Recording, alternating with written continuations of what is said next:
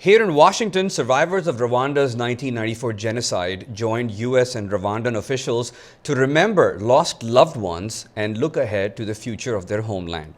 VOA's Mariama Diallo reported on the observance and joins me right now for more. Thank you so much for joining me, Mariama. You're welcome. Thanks for having me. You're most welcome. Tell us a little bit about this memorial event that you covered and the people that you met there.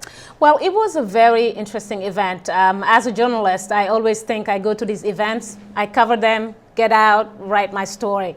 But on this one in particular, it was just sad. It was the first time I think I've been in the same room with so many Rwandan people, and every single person had a story.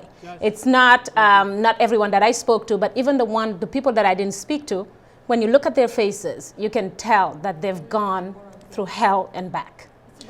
One of the guests that you spoke to, an interesting guest, 9 years old, when this happened, she was 9 years old, right? When she lost her family. Tell us a little bit about that. Well, her name is Jacqueline Murekatete, and a beautiful young lady who actually basically lost all her siblings, 6 of her siblings, her parents, also lost an extended family. She was 9 years old when the Rwandan genocide was taking place. And it was just amazing to listen to her story and hear what she had to say on basically what was happening during that time. At 9 years old, young, but she still remembers the cries from kids who had lost their parents, women who were being dragged to their death.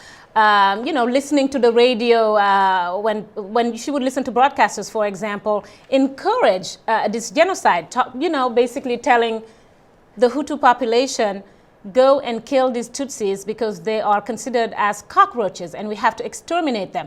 At 9 years old, you have those things in your head. It's amazing to see how she turned out these days. She's an advocate. She talks a lot about what the Rwandan government needs to do to move on, and concentrating more on basically helping the survivors. So she talks about, for example, the old population. The old people in Rwanda who were old at the time, who are getting older now. And guess what?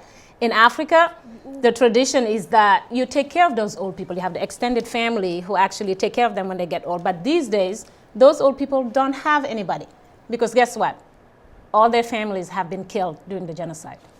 Rwanda's ambassador to the U.S. says it's important to find answers to why there was such a hatred in the country. What would you say in closing about this, and what did the people say that you met? Well, I think most of the people that I talked to mostly talked about, basically the theme, which was Kibuka 20, which was about uniting, remembering, uniting, and renewal.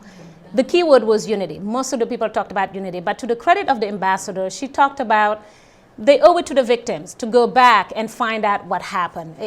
And I think in order to know where you're going, you need to know where you came from. And I think that's the point that she wanted to talk about. Remembering is hard. It's hard to go back to all these rough moments in history, but it's also good to know what those moments were in order to move on.